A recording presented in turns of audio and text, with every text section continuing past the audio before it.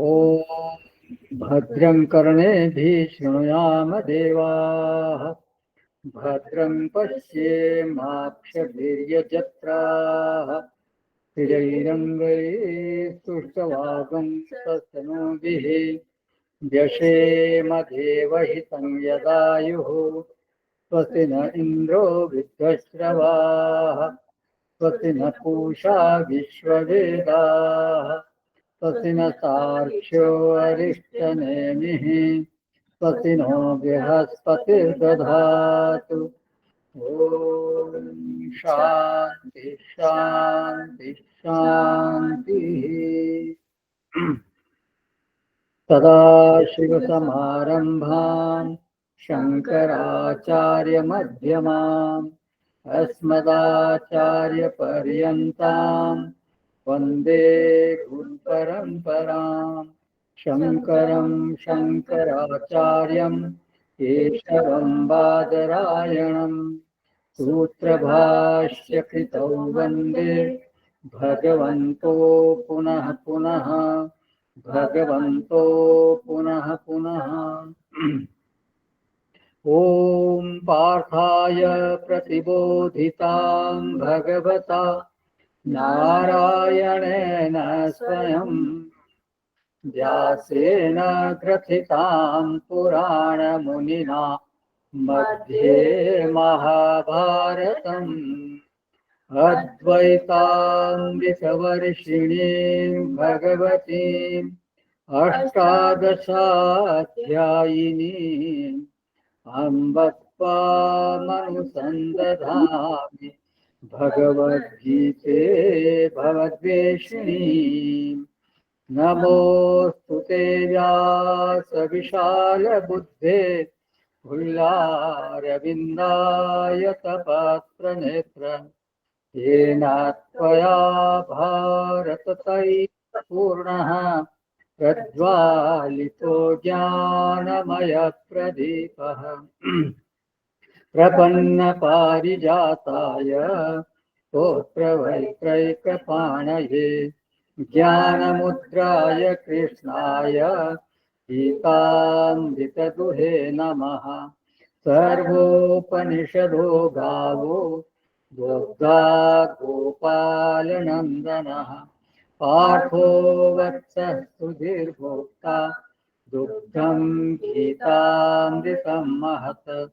वसुदेवसुतं देवं कंसचाणूरमर्दनं देवकी परमानन्दं कृष्णं वन्दे जगद्गुरुं कृष्णं वन्दे जगद्गुरुं कृष्णं वन्दे जगद्गुरुम्। श्री राम जय जय राम। श्री राम जय जय राम। श्री राम जय जय राम। श्री राम जय राम। श्री राम जय जय राम। श्री राम जय जय राम। तो तीन तरह के तपों की भगवान ने चर्चा की है, शारीरिक तप, वाचिक तप और मानसिक तप। ये तीनों तप जो है वो सात्विक तप है। इन तपों को सात्विक, राजसिक अथवा तामसिक बनाने वाले तत्व कौन है? तो भगवान ने 17वें श्लोक से लेकर के 19वें श्लोक तक इसकी चर्चा की है। 17वां श्लोक हम देख चुके हैं। जिस तपस्या के पीछे प्रेरक तत्व केवल श्रद्धा हो और उसका आंतरिक विकास ऐसा हो गया है कि अपना हित करने के लिए उसको किसी प्रकार के फल की चाहना नहीं है, किसी प्रकार के फल की जरूरत नहीं है, तो वो कहलाता है सात्विक तत्व। यदि भाव बिल्कुल शुद्ध है, भाव संशुद्धि, फिर मन में प्रसाद है, मन में प्रसन्नता है और खुद में आनंद की स्थिति है, तो वो फिर सात्विक तत्व है, मतलब मन का सात्विक तत्व है। अब अगर खुद के हित के लिए यदि किसी को कोई फल की आवश्यकता है, कोई फल पुरस्कार चाहिए, ये फल चाहिए, तो इसका मतलब क्या है कि अभी उसका वास्तव में विकास हुआ नहीं है, अभी वो बाल बुद्धि ही है। चर्चा हो चुकी है इससे पहले भी। तो जो अफलाकांक्षी है, जिसको फल की आवश्यकता नहीं है, फल की बिल्कुल आकांक्षा नहीं है, वो फिर सात्विक तपस्वी है। फिर दूसरा शब्द दिया भगवान ने, युक्त ही। युक्त ही माने समाहित ही। वो एकदम शांत है, मन में किसी प्रकार का कोई विक्षेप नहीं है, किसी प्रकार की कोई उथल पुथल नहीं है, किसी प्रकार की कोई हलचल नहीं है, एकदम मन समाहित है। तो अफलाकांक्षी है और युक्त है। ऐसे पुरुष के द्वारा अगर शारीरिक कोई तप किया जाता है, वाचिक या मानसिक तपस्या की जाती है, तो फिर वो सात्विक कहलाती है, सात्विक तपस्या कहलाती है। सात्विकम परिचक्षते। तो एक साधक को अपना स्वयं का आत्मनिरीक्षण करते रहना चाहिए कि कौन सा तप मैंने फल की प्रेरणा से किया और कहाँ बिना फल की प्रेरणा के किया। मतलब बिना फल की प्रेरणा मतलब खाली श्रद्धा वशात किया, या कर्तव्य बुद्धि वशात किया, अथवा साधना में मुझे आनंद मिलने लगा इसलिए किया। तो आनंद मिलने का एक प्रमाण यह है कि कोई अगर हमारे को रोके तो हमें बुरा लगे। मैं कोई तप कर रहा हूँ या कोई साधना कर रहा हूँ और कोई मुझको रोकता टोकता है, तो मुझे वो अच्छा नहीं लगता, तो इसका मतलब मुझे उस साधना में आनंद मिलने लगा। जैसे कोई सत्संग से रोके तो हमारे को बुरा लगे, तो इसका मतलब है कि अब सत्संग में हमारे को रस आने लगा है।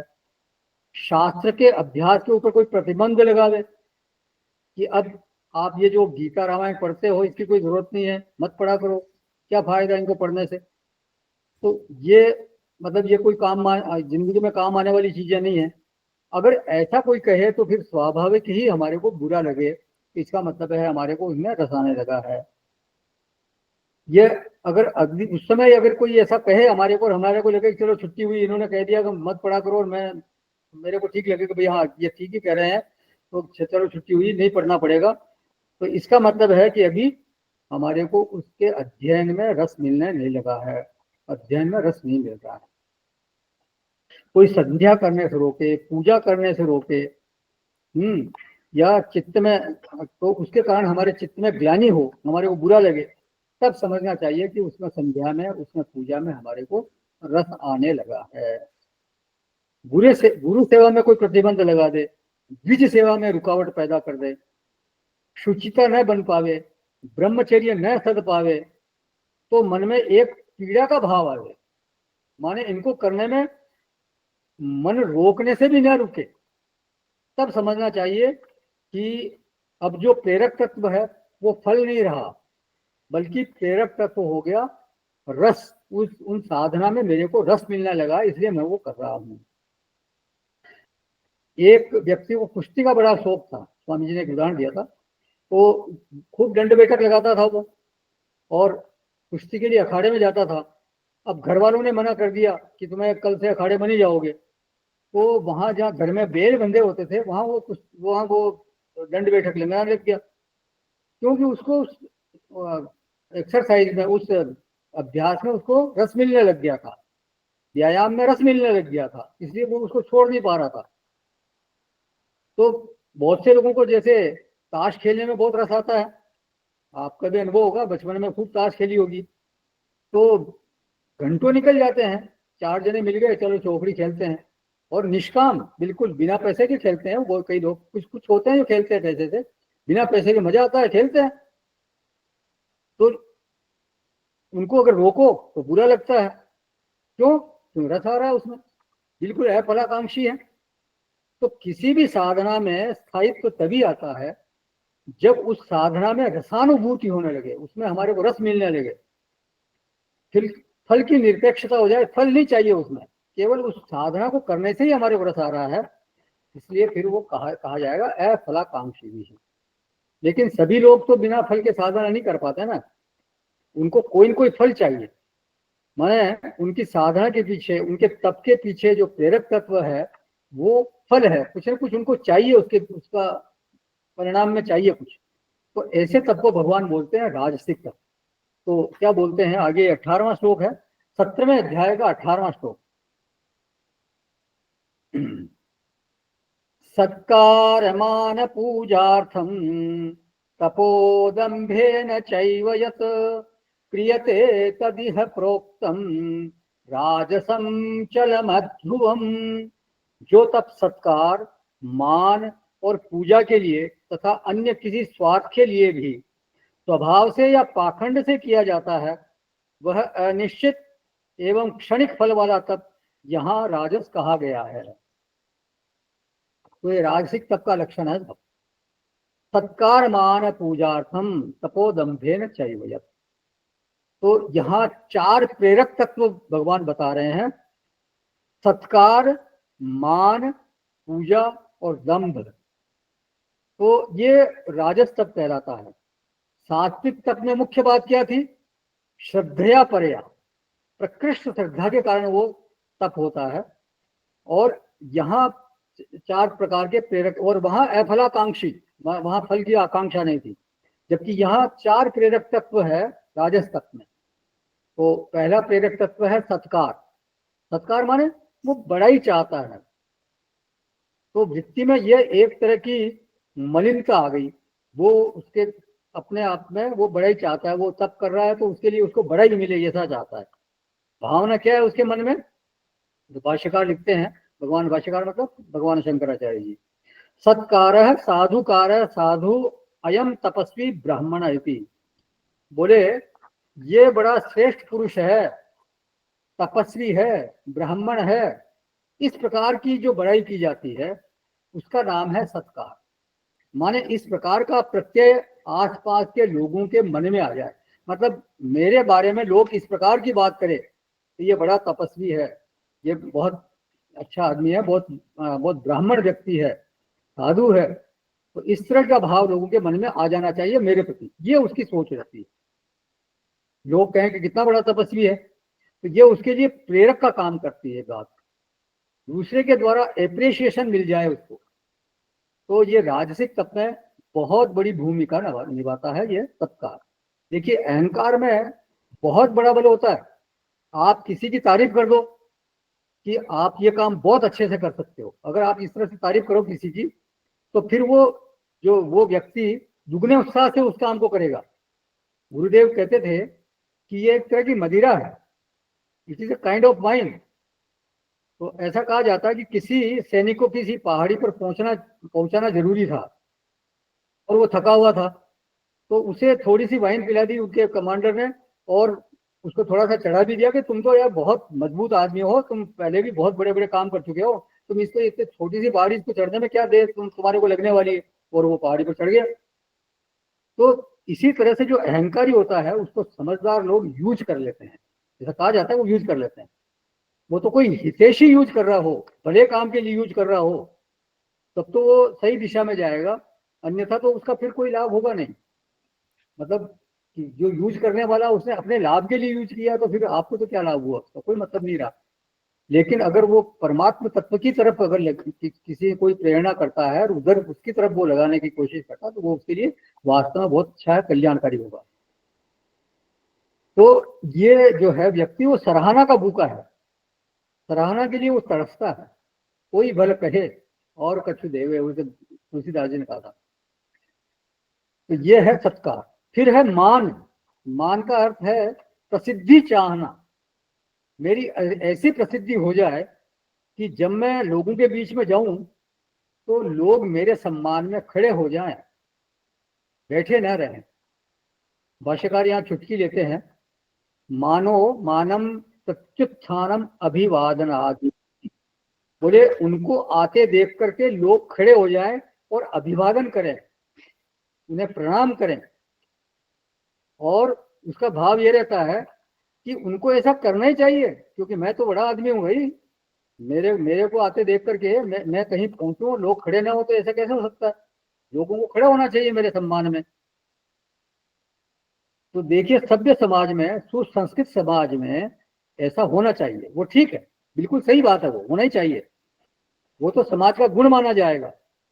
ऐसा नहीं होने पर तो फिर वो असभ्य समाज कहलाएगा। अगर किसी का कोई कोई सम्मानित व्यक्ति आता है और उसके सामने आप खड़े ना हो, तो वो तो फिर असभ्यता कहलाएगी। एक दूसरे के सामने होने पर कोई अभिवादन नहीं करना, या उठना नहीं, या आदर नहीं देना, तो ये तो पार्श्विक समाज का लक्षण हो जाएगा।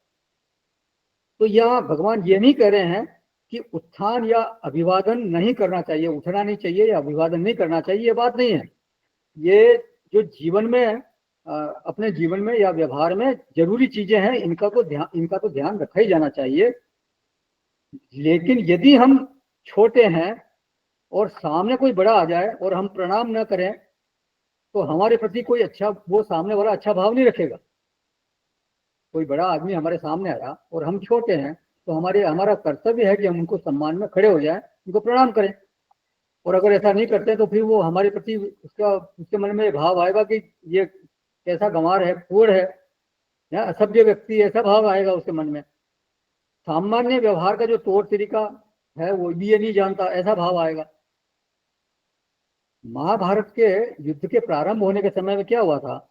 सबसे पहले जो है, युधिष्ठिर अपने रथ से उतरे और भीष्म पितामह, द्रोणाचार्य और कृपाचार्य के रथों के सामने जाके खड़े हुए और सबको बारी बारी से प्रणाम किया। और उन्होंने तीनों ने उसको आशीर्वाद दिया, युधिष्ठिर को आशीर्वाद दिया। और भीष्म पितामह ने क्या कहा कि अगर तुम प्रणाम करने नहीं आए होते तो मेरे हाथों तुम्हारा वध निश्चित था, ये बात उन्होंने कही। तो ये प्रणाम करने से एक तरह से उनको ये लाभ हो गया। और प्रणाम करना ही चाहिए, बड़ों को प्रणाम करना चाहिए, उसमें किसी प्रकार की कोई हेठी वाली बात नहीं है। तो ये तो होना चाहिए। तो एक सुसंस्कृत समाज का ये तो गुण है। लेकिन कोई ये चाहे कि मेरी तपस्या का हेतु ये बन जाए, लोग मेरी तपस्या के कारण मुझे प्रणाम करें, मेरा आदर करें, यदि कोई ऐसा भाव चित्त में लाता है तो ये उसका अवगुण कहलाएगा। लोग प्रणाम करें, ये उनकी अच्छा ही है, ये उनकी नम्रता, ठीक है बात है। लेकिन मेरा भाव ये हो जाए कि लोग मेरे को प्रणाम करें क्योंकि मैं तपस्वी हूं, इसलिए लोग मेरे को प्रणाम करने चाहिए, ये भाव रखना गलत है। ये फिर अगर भाव आया तो ये फिर अवगुण कहलाएगा। तो समाज का तो वो गुण है, लेकिन उस व्यक्ति विशेष का जो कि ये चाहता है कि मेरे को लोग तपस्वी समझकर मेरा आदर करें, मेरे को प्रणाम करें, ये उसका अवगुण कहा जाएगा। ऐसी वृत्ति व्यक्ति में नहीं होनी चाहिए। और अगर ऐसी वृत्ति अगर है तो फिर तो वो राजसिक तप कहलाएगा, सत्कार मान। लेकिन यह है कि यदि ऐसी तपस्या चाहे मान के कारण होती है, सत्कार के कारण होती भी है, तो ऐसी तपस्या भी कर लेनी चाहिए। अभी सात्विक नहीं हो पा रही है, कोई बात नहीं, कम से कम तपस्या तो हो रही है। आप ये भाव रख के भी तपस्या कर रहे हो कि कोई मेरा सत्कार करे या मेरे को आदर दे, मेरे को मान दे, ये भाव रख के भी अगर तपस्या होती है तो तपस्या कर लेनी चाहिए।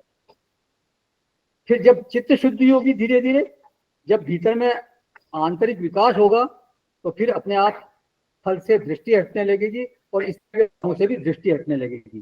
देखिए, महापुरुषों का कहना यह है कि तपस्या जो है वो बहुत बड़ी चीज है।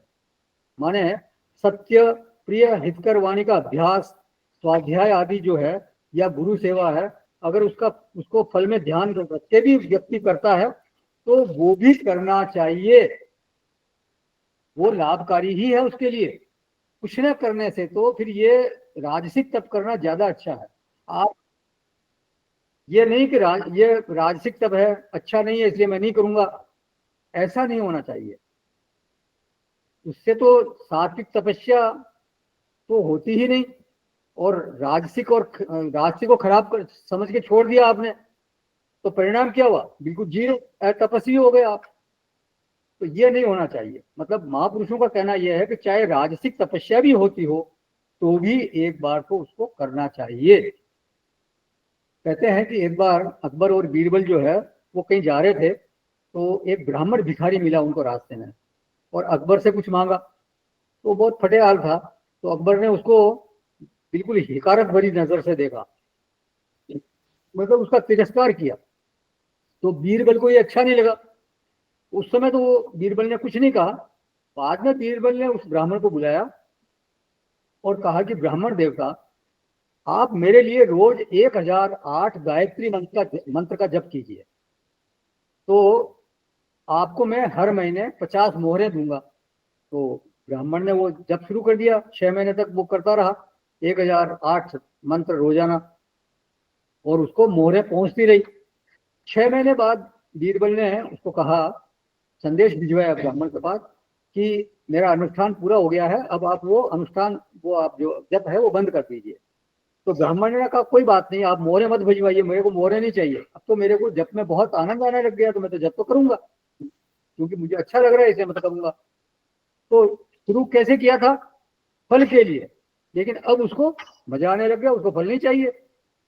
साल भर बाद फिर दोबारा एक बार वो अकबर और बीरबल उसी रास्ते से निकले। वो तो कुटिया बना ली थी उसने, तो कुटिया के पास आवाज आ रही थी। तो अकबर ने पूछा बीरबल को, यहाँ कौन है? कि ये यहाँ बहुत बड़े महात्मा गायत्री के उपासक हैं।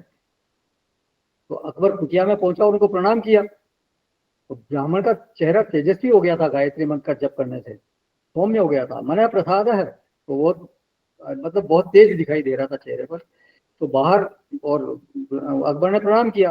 फिर बाहर निकलने पर बीरबल ने कहा, ये वही ब्राह्मण है जिसका एक दिन आपने तिरस्कार किया था। वो तो क्या था, आग राख में दबी हुई थी और राख हट गई तो अब वो शोला बन गई। तो अब पहले तो आप ऐसे उसको तिरस्कार करके चले गए थे, अब देखो आपने प्रणाम किए यहाँ पर। तो हमारा ऋषि चाहता है कि ये तप किया जाना चाहिए। तुलसी अपने राम को रीछ बजो चाहे खींच, वो एक सा दोहा है, मैं पूरा याद नहीं आ रहा। मतलब अगर भूमि में चाहे उल्टा सीधा कैसे भी बीज डालो वो उगेगा जरूर, चाहे उल्टा डालो चाहे सीधा डालो।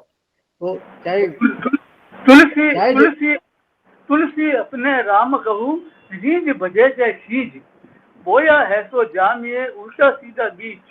हाँ, बोया हो सही उगेगा। यस, बिल्कुल।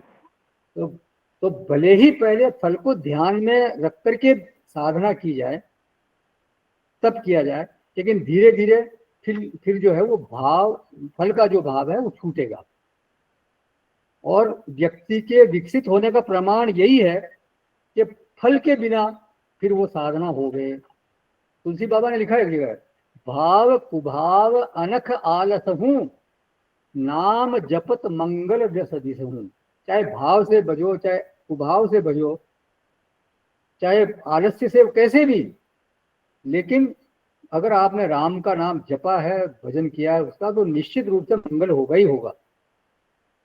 भाव का बहुत महत्व है। भाव, भगवान जो है वो भाव के बस में है, ऐसा कहा जाता है। लेकिन जब करना हो तो वो कहते हैं कि भाव नहीं भी हो तो भी जब करना चाहिए, बिना भाव के भी करो। भाव नहीं है ऐसा कहकर कि जब करो ही नहीं, वो ठीक नहीं है। शुरू में हो सकता है आपका भाव न बने, आपने एक माला की, उसमें हो सकता है केवल एक बार आपका नाम, आपका ध्यान उधर गया, कोई बात नहीं, लेकिन आप जब छोड़िए मत, जब जरूर कीजिए। इसका निश्चित रूप से फल एक दिन ऐसा होगा जब मन लगने लगेगा। ये ऐसा महापुरुषों का कहना है। तो कहना यह है कि आप अपने विकास की यात्रा में सात्विक शिखर तक पहुंचो, लेकिन अभी जहां हो, शुरू तो आपको वहीं से करना पड़ेगा। अभी हो सकता है आपका धरातल तामसिक हो सकता है आपका धरातल राजसिक हो, लेकिन शुरू कहाँ से करेंगे? जिस धरातल पे आप हो वहीं से तो शुरू करोगे। जैसे कि आप अभी जयपुर में हैं, आपको दिल्ली जाना है, तो कहाँ से शुरुआत करेंगे? आप अपने घर से बाहर निकलेंगे तभी यहीं से तो आप यात्रा अपनी शुरू करेंगे। तो जिस धरातल पर हैं उसी धरातल से हमारे को अपनी साधना शुरू करनी है। मैं राजसिक या तामसिक धरातल पर हूं ये सोच करके तपस्या करना ही नहीं, ये ठीक नहीं है। तो ये तीनों तपस्याएं, शारीरिक, वाचिक और मानसिक, ये तीनों तपस्याएं जीवन में होनी चाहिए। और जहां जिस तरह धरातल पर हम हैं वहीं से शुरू करनी चाहिए। फिर कहते हैं आगे पूजार्थम, ये जो राजसिक वाला है, सत्कार के साथ मान चाहिए उसको। फिर ये पूजार्थम, पूजार्थम का मतलब भाष्यकार ने लिखा, पाद प्रक्षालन अर्चना आशयित कृत्वादि। बोले पैर धोना, अर्चना करना, भोजन कराना इत्यादि का नाम पूजा है। मतलब कहीं गए तो वो ये एक्सपेक्ट करते हैं कि कोई मेरा पाद प्रक्षालन करे, मेरी अर्चना करे, मुझे भोजन कराए। तो ये राजसिक तपस्वी जो है ये इस तरह की अपेक्षा करता है। फिर गंभेन, गंभेन मतलब वो दिखाने के लिए तप करता है। मन में भाव ये है उसके कि मुझे तप करते हुए लोग देखें, लोगों के मन में ये रहे कि ये बोलो कैसा मेरा कितना बड़ा तपस्वी है, ऐसा वो समझे मेरे को। तो ये सब जो है वो ये राजसिक तप के लक्षण है, मतलब वो दिखावे के लिए तप करता है। तो ये तो राजसिक तप हो गया। अब तामसिक तप के बारे में बताते हैं।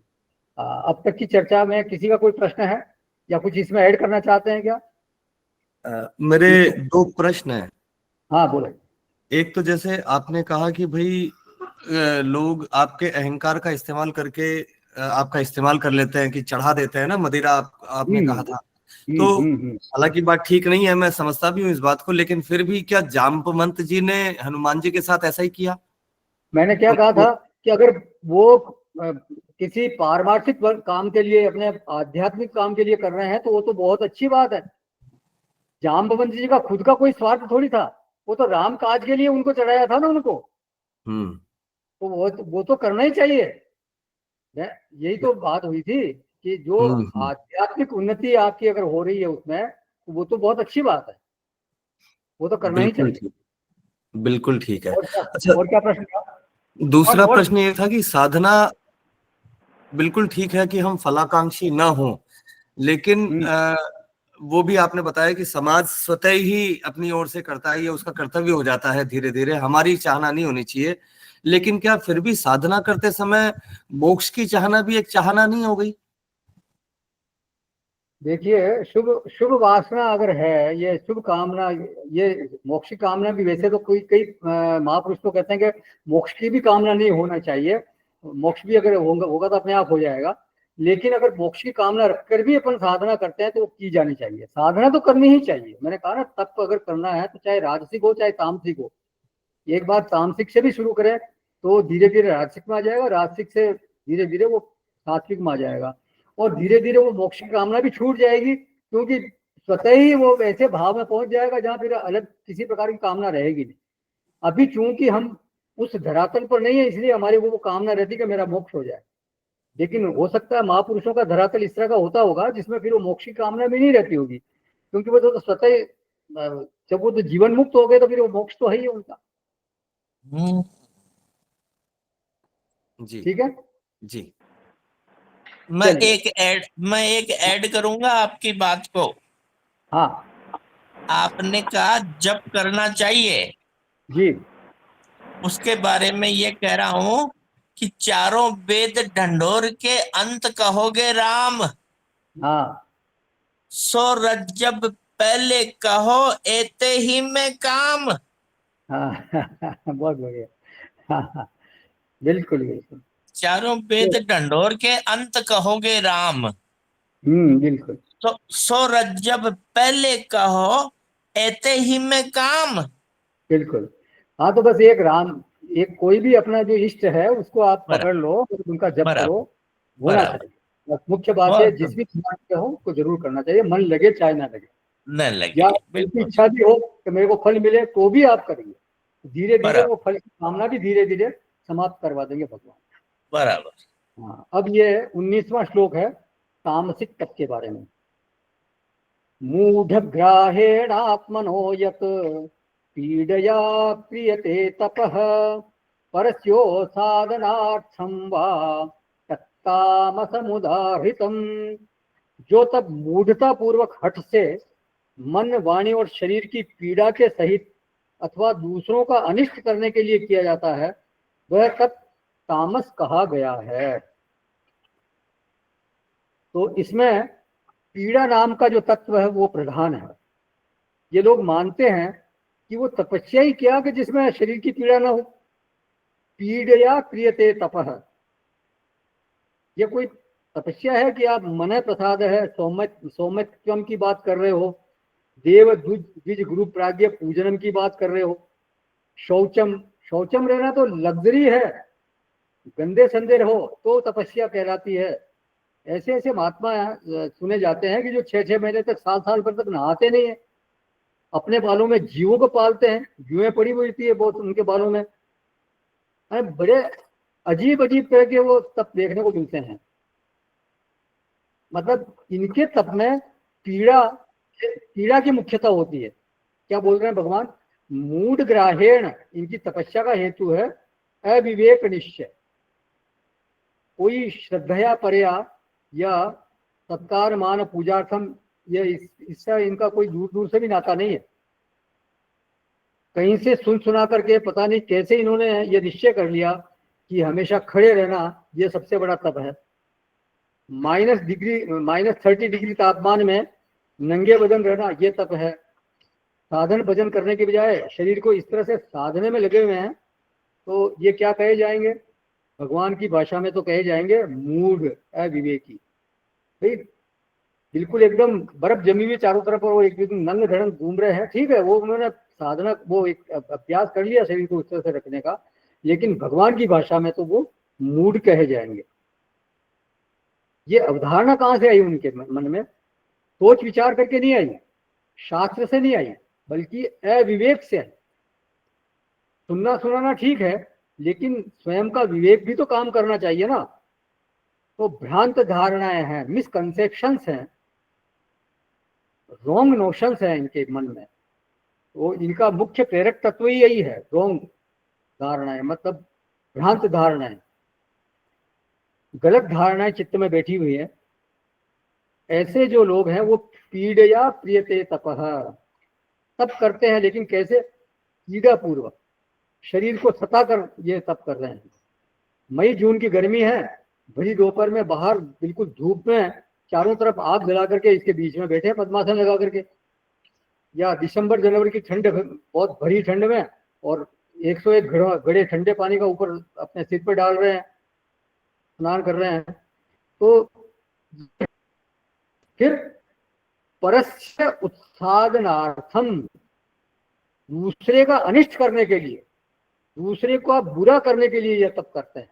सुना होगा आपने कि भाई ये दूसरे को ऐसे कुछ टोना टोटका करवाया उसके लिए, या मूठ आदि का नाम भी सुना होगा, हमने सुना था बचपन में, अभी भी कभी सुनने को मिलता है कि साहब उसने एक से कोई तांत्रिक को बुला के इनके इस तरह से काम कर रहा है। तो ये दूसरों को पीड़ा पहुंचाने के लिए जैसे तप करते हैं। तो ये परस्य उत्सादनार्थम, ये भी इनके लिए प्रेरक बन जाता है। कोई कोई लोग होते हैं जो एक लाख मंत्र जप कर रहे हैं, इसलिए कोई भगवान की प्रीति के लिए वो 1 लाख जप नहीं कर रहे हैं, बल्कि शत्रु को, मेरे शत्रु का बड़ा नुकसान हो जाए इसके लिए वो जप करते हैं। उससे वो सीधी लड़ाई कर नहीं सकते, इसलिए उसमें उनका सामर्थ्य नहीं है, तो इस तरह का तप करके वो उनको नुकसान पहुंचाने का प्रयास करते हैं। तो तत्तामस उदाहरितम, ऐसा जो तप है वो तामस तप कहा जाता है। तो 3 विषय हो गए यहाँ पे, आहार, फिर यज्ञ और तप। अब आगे विषय लेते हैं भगवान दान का। तो ये 20वां है वो दान से संबंधित है। ये तामसिक तप के बारे में किसी का कोई प्रश्न है क्या, या कुछ ऐड करना है इसमें? तो चलिए, अब ये 20वां श्लोक है 17वें अध्याय का। दातव्यमिति यद्दानं दीयतेनुपकारिणे देशे काले च पात्रे च तद्दानं सात्विकं स्मृतम्। दान देना ही कर्तव्य है, ऐसे भाव से जो दान देश तथा काल और पात्र के प्राप्त होने पर उपकार न करने वाले के प्रति दिया जाता है, वो दान सात्विक कहा गया है।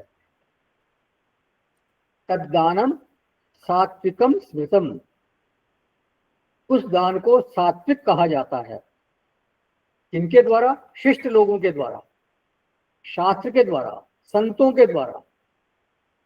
तो महापुरुषों के द्वारा उस दान को सात्विक कहा जाता है। तो कौन सा दान है? बोले यद्दानम दीयते, जो दिया जाता है। तो दान की मूल क्रिया क्या है? देना, मतलब आप किसी को कुछ देते हो वो दान कहलाता है। तो जो दानी है वो देता है, किसकी प्रेरणा से देता है? प्रेरक तत्व क्या है यहाँ पर? बोले दातव्यम इति, दान देना चाहिए, दान देना कर्तव्य है, दान देना उचित है। तो उसकी बुद्धि में ये बात बैठी हुई है कि मुझको दान देना चाहिए। क्यों दान देना चाहिए? पूर्ण होने के लिए दान देना, पूर्ण होने के लिए दान देना चाहिए, द्रव्य दोष निवारण के लिए दान देना चाहिए। देखिए, जब धन का उपार्जन किया जाता है, कोई भी व्यक्ति धन का उपार्जन करता है, तब उसमें कोई न कोई दोष आने की संभावना रहती है, दोष आ ही जाता है। कोई कितनी ही सावधानी रखे फिर भी कुछ न कुछ दोष आ ही जाता है, ऐसे शास्त्रों में कहा गया है। तो उस दोष का निवारण करने का एक ही तरीका है, वो तरीका है दान। और वो भी कौन सा दान? सात्विक दान। और दूसरी बात ये है कि हमने समाज से बहुत कुछ लिया है, तो उससे पूर्ण होने के लिए भी हमारे को दान देना चाहिए। ये भी एक दान का तरीका है। ध्यान रखें, दान और उपकार में अंतर है। जिसका उपकार किया जाता है उसके प्रति हमारे मन में एक दीन बुद्धि रहती है कि बेचारा दीन है, असहाय है, कमजोर है, और मैं उपकार करने वाला हूँ। मैं कौन हूँ? समर्थोसी, मैं समर्थ हूँ, मैं इसको कुछ दे सकता हूँ, कुछ दान दे सकता हूँ। इसलिए मेरा फर्ज बनता है, क्योंकि मैं समर्थ हूँ, इसलिए मेरा फर्ज बनता है कि ऐसे असहाय व्यक्ति की मैं मदद करूं। तो अपने में तो समर्थता की अनुभूति है और सामने वाले में दीनता की अनुभूति है। तब इस तरह से कोई जब व्यक्ति मदद करता है तो उसको बोलते हैं उपकार। अब दान में क्या है? दान में स्वयं के ऋणी होने का भाव है, समर्थ होने की भावना नहीं है। भाव यह है कि मैंने समाज से लिया है, सरकार से लिया है, राष्ट्र से लिया है, परिवार से लिया है। देखिए, केवल हमारी फीस से स्कूल नहीं चलता, कॉलेज नहीं चलता, यूनिवर्सिटी नहीं चलती, वो उनकी बिल्डिंग नहीं बन सकती। अध्यापकों की, प्रोफेसरों की को जो वेतन दिया जाता है वो केवल हमारी फीस से नहीं दिया जा सकता था। तो हॉस्पिटलों में मुफ्त इलाज होता है, कौन वहन कर रहा है? समाज वहन कर रहा है। सरकार वहन करी, सरकार कहाँ से? सरकार को कहाँ से मिलता है? वो समाज से। रेल में, रोडवेज में हम कितने सस्ते में बहुत ही कम कीमत पर सफर करते हैं। आप देखिए, हम यूरोप में गए तो वहाँ हमने करीब 200 किलोमीटर की यात्रा की, और उस 200 किलोमीटर की यात्रा में हमारे करीब 3000-4000 रुपये लगते। और यहाँ 200 किलोमीटर की यात्रा में 500 रुपये में आप यहाँ से चेन्नई चले जाओ, स्लीपर में या AC में भी जाओगे तो 2-2.5 हजार में आप पहुँच जाते हो 3000 किलोमीटर। और वहाँ 200 किलोमीटर में हमारे 4-5 हजार रुपये लग जाते हैं ऐसे। तो यहाँ हम इतने सस्ते में सफर करते हैं, तो किसके बल पर? समाज के बल पर। तो समाज ने हमको सभ्य बनाया, हमारे को बोलना, चलना, उठना, बैठना, पहनना सिखाया, जीवन यापन का तरीका सिखाया, उसमें समाज ने हमारे को सहयोग किया। तो उस समाज का हमारे पर बहुत ऋण है, कर्ज है। ये हमारे भीतर एक भाव होना चाहिए। यहाँ से देखा जाए तो हमने बहुत जगह से लिया ही लिया है, परिवार से लिया, समाज से लिया, राष्ट्र से लिया, हर जगह से लिया है। देने के नाम पर क्या दिया हमने? तो अगर हम गिनती करेंगे तो वो टिप्स पर ही होगा, देने में हमने बहुत कम दिया है। तो माने हम सभी जो है कहीं न कहीं ऋणी हैं समाज के, और इसलिए दातव्यम, देना हमारा कर्तव्य है। लेकिन कोई प्रश्न कर सकता है कि मैंने कमाया है तो दातव्यम पर क्यों जोर दे रहे हो? तो भाई साहब, आपको इस योग्य किसने बनाया कि आप कमा सको? वो समाज ने ही बनाया, आपके परिवार ने बनाया। तो इसलिए देना आपका कर्तव्य बनता है, इसलिए यथाशक्ति देना चाहिए। समाज में कुछ कल्चरल एक्टिविटीज होती है, स्पिरिचुअल एक्टिविटीज होती है। एक सभ्य समाज में कई तरह की गतिविधियां होती रहती है, तो वो गतिविधियां चलती रहें, इसके लिए धन चाहिए, समय चाहिए, साधन चाहिए। समाज में स्कूल कॉलेज चाहिए, यूनिवर्सिटी चाहिए, हॉस्पिटल चाहिए, मतलब सब कुछ तरह की सोशल इम्यूनिटी चाहिए। और सब कुछ सरकार कर नहीं सकती, लोगों का भी इसमें सहयोग होना चाहिए। हर व्यक्ति को यथाशक्ति दान देना ही चाहिए।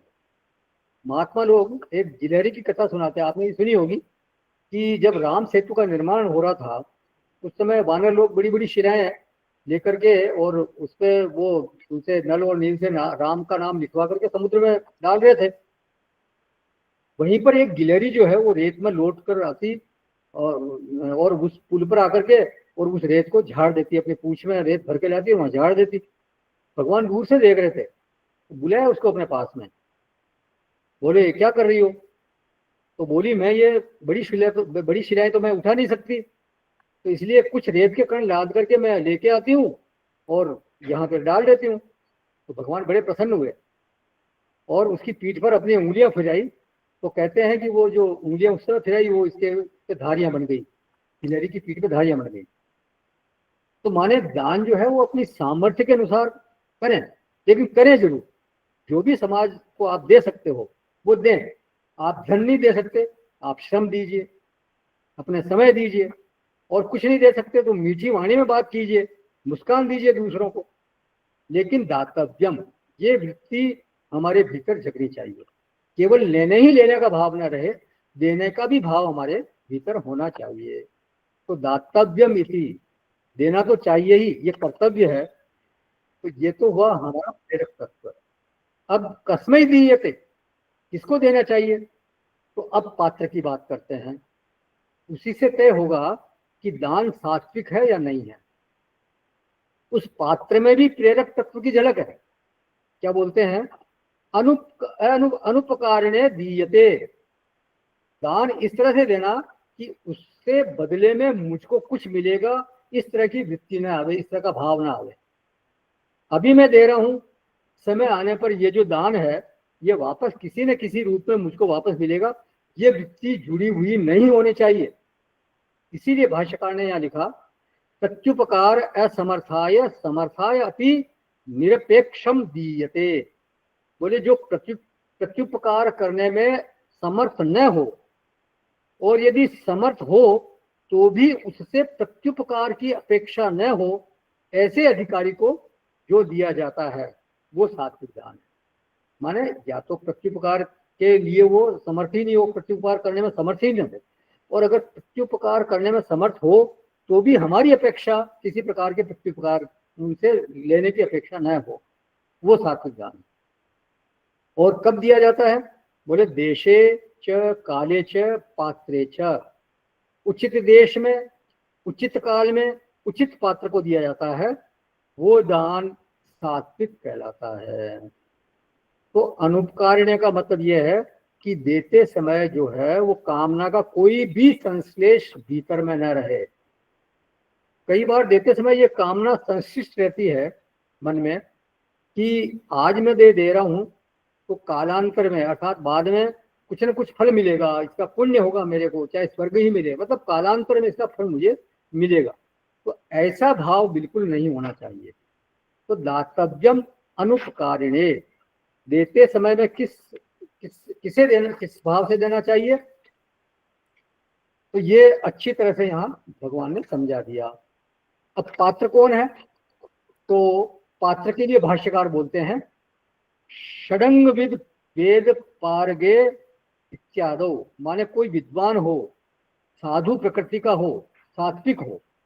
षडंग पारगे मतलब षडंग विद हो, मतलब वो वेदविद हो, या कोई षड विद्या का जानकार हो, विद्वान हो, या साधु प्रकृति का हो, संत हो, सात्विक व्यक्ति हो। फिर देश के लिए बोलते हैं पुण्य कुरुक्षेत्रादो, कुरुक्षेत्र आदि पुण्य क्षेत्र। और भी कई पुण्य तीर्थ है, जैसे प्रयागराज है, काशी है, हरिद्वार है, गंगा सागर है, हमारे पुष्कर जी हैं, और भी कितने तीर्थ हैं, तो वहां पर दान किया जाना चाहिए। फिर काले च, संक्रांति है, माघ मास है, पूर्णिमा है, एकादशी है, तो इन अवसरों पर दान का महत्व बढ़ जाता है। तो ये तो एक बात हो गई। इसमें दूसरा ये है कि उचित देश, उचित काल, उचित पात्र, इन पर थोड़ा और विवेक होना चाहिए। मतलब केवल ये यहीं तक सीमित नहीं रखना चाहिए अपने आप को। तो दातव्य, ऋणी होने की भावना है कि मुझे ये दान देना चाहिए, और दूसरे द्रव्य की शुद्धि भी इससे होती है, क्योंकि शास्त्र का आदेश है, इसलिए हर व्यक्ति को अपनी कमाई में से कुछ न कुछ प्रतिशत जो है वो दान अवश्य करना चाहिए। तो धारणा ये मन में पक्की बैठ जानी चाहिए एक साधक के। अब देना कहाँ है ये खोजना है। किसी गरीब बच्चे की फीस दे दी, किसी की शिक्षा को स्पॉन्सर कर दिया, किसी स्कूल में या किसी संस्था में कोई चीज चाहिए और वो आपकी सामर्थ्य में है तो आपने दे दी। किसी जरूरतमंद को दवा की जरूरत है, आपने उसको दवा दिलवा दी, कपड़े दे दिए, कंबल दे दिया किसी जरूरतमंद को। किसी अस्पताल में या किसी शिक्षा संस्थान में किसी कोई कोई जरूरत की चीज है वो दे दी आपने। माने कहना यह है कि केवल तीर्थ क्षेत्र या संक्रांति तक ही सीमित नहीं रहना है। जहां आपको लगता है कि देने की जरूरत है वहां आप ये दान कर सकते हैं। ट्रेन में किसी की जेब कट गई, अब उसके पास पैसे नहीं है तो थोड़ा बहुत उसको पैसा देकर आपने उसकी मदद कर दी, पर ध्यान ये रखना है कि वो जेन्युइन होना चाहिए। कई बार स्टेशनों पर ऐसे लोग मिल जाते हैं, साहब हमारी जेब कट गई है और घर जाने के पैसे नहीं है, तो ऐसे आदमी को नहीं। आप ट्रेन में कोई व्यक्ति सफर कर रहा है और आपको निश्चित रूप से पता चलता है, वो शक्ल से पता चल जाता है व्यक्ति का, कोई सभ्य व्यक्ति ऐसा दिखता है तो कर सकते हो आप। अगर आपको थोड़ा सा भी शक है कि भाई ये आदमी फ्रॉड हो सकता है तो फिर मत करिए, वो अलग बात। लेकिन आपका मन कहता है कि नहीं आदमी सही है, जेन्युइन है, तो निश्चित रूप से आपको उसकी मदद करनी चाहिए। तो अनुपकारिणे वो सबसे उचित देश और उचित काल है। जहां किसी प्रकार की जरूरत है, मतलब जहां जरूरत है वही उचित देश है, वही उचित काल है। एक बात यह है कि दान की सबसे बड़ी पात्रता किसमें है? बोले हवन का जो मुख होता है, देवानाम मुख है अग्नि ही। हवन का मुख किसको बोलते हैं? अग्नि को बोलते हैं। क्यों? क्योंकि वो आहुति को वहन करती है। आप कोई भी आहुति अग्नि में डालते हो तो वो जिस देवता का नाम लेकर डालते हो उस देवता तक वो पहुंचाती है, वो उसको अपने पास नहीं रखती। वायु का हिस्सा वायु को देती है, आकाश का हिस्सा आकाश को, जल का हिस्सा जल को, पृथ्वी का हिस्सा पृथ्वी को दे देती है। माने अग्नि का जो स्वभाव है वो वितरक का स्वभाव है, वो बांटने का स्वभाव है। आकाश वायु जल पृथ्वी इनमें वो स्वभाव नहीं है, वो तो अपने में रख लेते हैं। वायु में आप डालो वो रख लेगी, जल में आप कोई चीज डालो रख लेगी, वो सड़ जाएगा। पृथ्वी में डालो रख लेगी, तो ये वितरण नहीं कर सकते। तो आहुति को अग्नि में ही डालते हैं क्योंकि अग्नि में वितरण का स्वभाव है। ऐसे ही मनुष्यों में भी कुछ मनुष्य ऐसे होते हैं जिनमें वितरण का स्वभाव होता है। जैसे संत महात्मा है, ये समाज का भला करने वाले लोग हैं, जेन्युइन संत महात्मा। मतलब आप ये सुना समझेगा हर कोई संत महात्मा वो, कई ऐसे बहुत से है ना, जटिलो मुंडी लुंछित केश काशायांबर बहुत वेश पश्चन्नपि पश्यति मूढ़ उदर निमित्तम बहुत वेश। वो केवल अपने पेट भरने के लिए इस तरह के वेश बना देते हैं, ऐसे नहीं। आप जिनको जानते हैं कि ये जेन्युइन है, ऐसे संत महात्मा जो कि समाज का कल्याण करने के लिए ही वो विचरण करते हैं, तो इनमें वितरण का स्वभाव होता है। गुरुदेव को किसी ने उस समय दान किया होगा, वो थोड़ा सा दान आज कितने लोगों का भला कर रहा है। चिन्मय मिशन के गुरुकुल चल रहे हैं, कई स्कूल और हॉस्पिटल चल रहे हैं। हाँ, तो ये जो संतों की भूमिका है उसको महापुरुषों ने कहा कि वो जो संतों की भूमिका होती है वो मधुमक्खी की तरह होती है। शहद का आश्रय कौन होता है? फूल। लेकिन आप जो है वो फूल से सीधे शहद नहीं निकाल सकते। फूल से शहद निकालने का काम कौन करता है? मधुमक्खी करती है। वो फूल से थोड़ा सा रस निकालकर एक जगह फिर इकट्ठा करती रहती है और वो फिर धीरे धीरे शहद बन जाता है। ये जो संत है वो मधुमक्खी की तरह है और गृहस्थ लोग फूलों की तरह है। महात्मा लोग जो है वो संत लोग, उनसे थोड़ा थोड़ा इकट्ठा करके आश्रम आदि बनाते हैं, गुरुकुल बनाएंगे, स्कूल हॉस्पिटल बनाएंगे, कुछ मतलब कोई संस्था खड़ी करेंगे। तो जो समाज, वो ऐसी संस्था फिर समाज के सांस्कृतिक विकास में, उनके आध्यात्मिक विकास में सहयोगी बनती है। तो हमारे देश में और विदेशों में भी हमारे जो संत हैं, महापुरुष हैं, उन्होंने बहुत काम किया है। सत्य साईं बाबा जैसे पुट्टापर्थी का नाम सुना होगा आपने, वहाँ पे बहुत बड़े बड़े काम हुए हैं, यूनिवर्सिटी चल रही है, वहाँ हॉस्पिटल चल रहे हैं, रामकृष्ण मिशन है, चिन्मय मिशन है, महेश योगी हुए हैं, आप एक बड़े बहुत योगी हुए हैं, पांडुरंग शास्त्री हुए हैं तो जिन्होंने भारतीय विद्या भवन की स्थापना की। ऐसे ही मतलब कोस्टल एरिया में कहते हैं उनका बड़ा नाम है, मदन मोहन जी मालवीय, उन्होंने बनारस हिंदू यूनिवर्सिटी की स्थापना की। तो ऐसे जो महापुरुष हैं वो उन्होंने बड़ी भूमिका निभाई और ऐसे लोगों को दान करना ही चाहिए। तो हजारों की संख्या में ऐसे लोग हैं, लाखों की संख्या में होंगे, लाखों की संख्या में होंगे। गांव में भी कोई छोटे छोटे बड़े संत होंगे, कोई मधुमक्खी जैसा या अग्निमुख जैसा होगा जिसमें कि आहुति डाली जा सके। तो ऐसे लोग दान देने के लिए एकदम सही पात्र हैं। हम चाहे 10-20 रुपए दें, 100 रुपए दें, 200 रुपए दें, 500 रुपए दें, 1000 रुपए दें, वो अपनी क्षमता है उतना दें। थोड़ा थोड़ा दान इकट्ठा होकर के फिर समाज में बहुत कुछ वो निर्माण में सहायक बनता है, समाज के लिए उसका सदुपयोग होता है। गीता प्रेस की स्थापना हुई आज से 100 साल पहले, 3-4 लोगों ने मिलकर के उसका इतना फंड इकट्ठा कर दिया कि उसकी स्थापना होगी, और आज घर घर में गीता प्रेस की पुस्तकें पढ़ी जाती हैं, और बहुत सस्ती और विश्वसनीय पुस्तकें वो गीता प्रेस ने छापती है। तो गीता है, रामायण है, भागवत है, ऐसे अनेक ग्रंथ वहां से छपते हैं। स्वामी अखंडानंद जी उस संस्था में, इसमें गीता प्रेस में बहुत दिनों तक उन्होंने काम किया था। स्वामी राम सुखदास जी आजीवन उससे जुड़े रहे। सेठ जयदयाल जी गोयनका वो इतने विनम्र से कहते हैं कि वो उन्होंने बहुत से संतों के पांव पकड़ पकड़ के वहां इस संस्था से जोड़ा उनको। तो इसलिए शुरू से ही इस संस्था का एक बहुत बड़ा स्टैंडर्ड, अच्छा स्टैंडर्ड रहा। तो केवल धन से ही सब कुछ नहीं होता, इसमें अन्य फैक्टर्स भी काम करते हैं। मतलब लोगों की जो काम करने की भावना, श्रम भी काम करता है, समय भी काम करता है, उनकी विनम्रता काम करती है। तो ऐसे ही लोग जो है वो योग्य पात्र कहे जाते हैं। जब जरूरत है, जिसको जिस समय जरूरत है वही सबसे सही समय है, और जरूरत की जहाँ है, जगह जहाँ है, वही सबसे एकदम उपयुक्त देश है। तो देशे काले च पात्रे च, इसको व्यापक रूप से हमारे को देखना चाहिए। केवल तीर्थ तक ही सीमित नहीं रहना चाहिए, बल्कि जहां अगर जरूरत है तो उसको भी आपको देखना चाहिए। कोई व्यक्ति ऐसा है जिसको, जो कि वापस वितरण का स्वभाव है उसका, और समाज को वो वापस देने की क्षमता रखता है, तो उसको दान देना चाहिए, वो सही पात्र है। और ऐसा काल जिस समय जिसको जैसी जरूरत है, वो काल बिल्कुल सही काल है। तो दातव्यम, मैं ऋणी हूं, मैंने लिया ही लिया है, इसलिए मुझको दान देना चाहिए, ये वृत्ति एक साधक की होनी चाहिए। जो हमारे पास है, जो हमारी सामर्थ्य है, वो जरूर देना चाहिए, चाहे वो धन हो, अन्न हो, श्रम हो, समय हो, विद्या हो, माने जो भी आप दे सकें वो समाज को देना चाहिए, और अवश्य देना चाहिए। अनुपकारिणे, किसी भी प्रति उपकार की आशा न रखते हुए देना चाहिए। तो यह सात्विक दान है। अब राजसिक दान कौन सा है?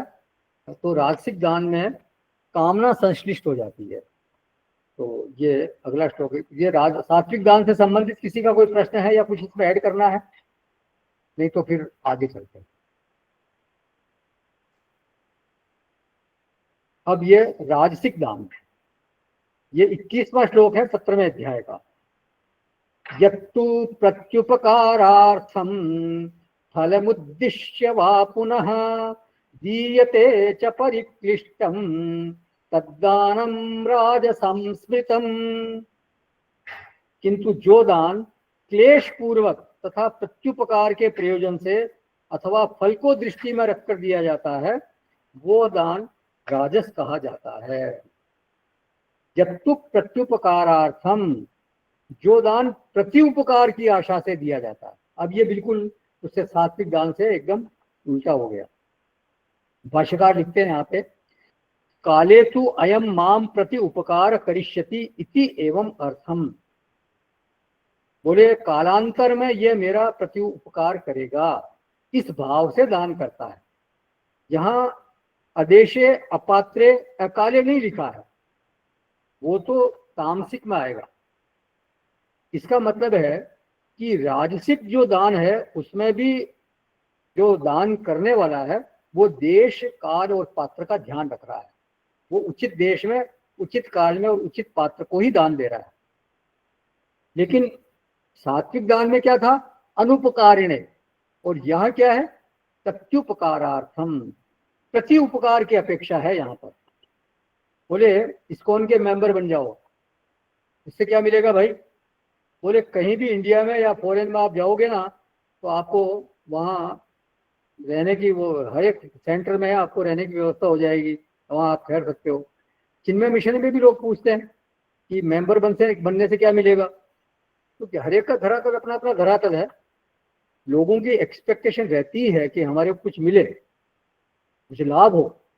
अब उनको कैसे समझाएं कि यहाँ लोग जो है वो सेल्फलेसली काम करते हैं, दातव्य का भाव रख के काम करते हैं, लेकिन हर एक को ये बात पचती नहीं है। हर एक को तो लगता है कि हमारे को कुछ न कुछ लाभ होना चाहिए। तो प्रत्युपकारार्थम फलम उद्दिश्य, फल पर दृष्टि है उनकी।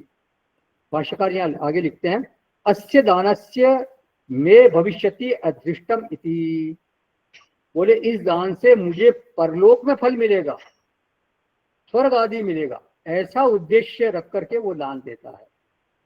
दीयते माने देता तो है, माने क्रिया तो हो रही है, घटना घट रही है। यद दानम दीयते राजसम स्मृतम, वो जो दान है जो कि प्रत्युपकार की आशा में दिया जाता है, वो दान राजसिक दान कहलाता है। फिर कथम दीयते, देते समय उसकी मनस्थिति कैसी होती है, बोले परिकृष्टम, भाष्यकार ने अर्थ किया खेद संयुक्तम, देते समय मन में उसको बड़ा कष्ट होता है कि अब देना ही पड़ेगा।